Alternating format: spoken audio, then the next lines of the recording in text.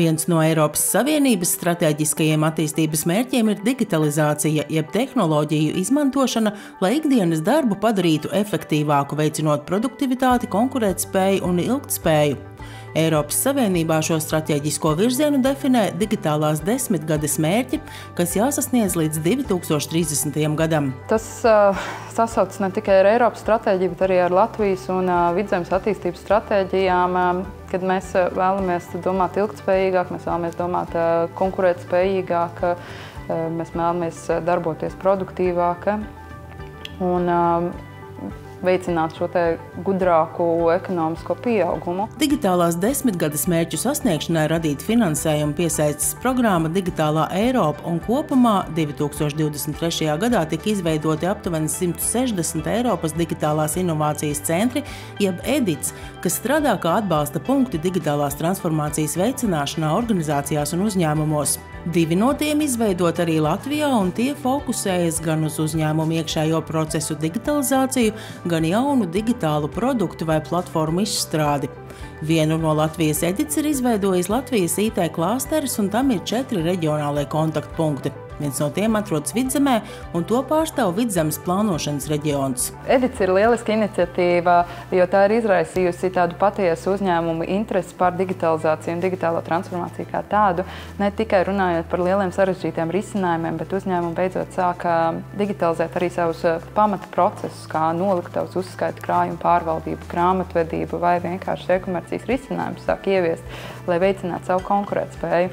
Šobrīd pie mums Vidzemes reģionālajā kontaktpunktā ir jau vērsušies vairāk nekā 750 Vidzemes uzņēmumi, un 500 no tiem ir saņēmuši jau arī individuālas konsultācijas. Šobrīd jau esam saņēmuši aptuveni 300 pieteikumus uz digitālajiem risinājumiem dažādās jomās un dažādās sarežģītības pakāpēs. Tāpat uzņēmumiem ir iespēja piedalīties apmācībās, tostarp Kickstart digitalizācijas treniņos, kas vērsti uz problēmu apzināšanu un piemērot digitālo rīku atrašanu to risināšanai. Viens no pirmajiem Vidzemes uzņēmumiem, kas vērsies pie EDITS un īstenojas digitālās transformācijas projektu, ir akciju sabiedrība Smiltenes piens, kas ir viens no lielākajiem piena pārstrādes uzņēmumiem Latvijā. Tur šajā reizē ar Eiropas Savienības līdzfinansējumu iegādāta svaigpiena un gatavās produkcijas analizēšanas iekārta. Svaigpienu mēs iepērkam no dažādākajām saimniecībām, līdz ar to mums ir ļoti svarīga piena kvalitāte.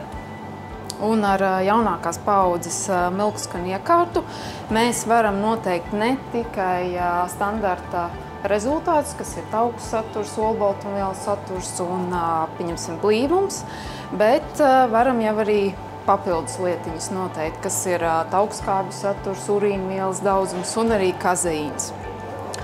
Mērījumi tiek iegūti 2 reizes ātrāk, līdz ar to mēs ietaupām laiku.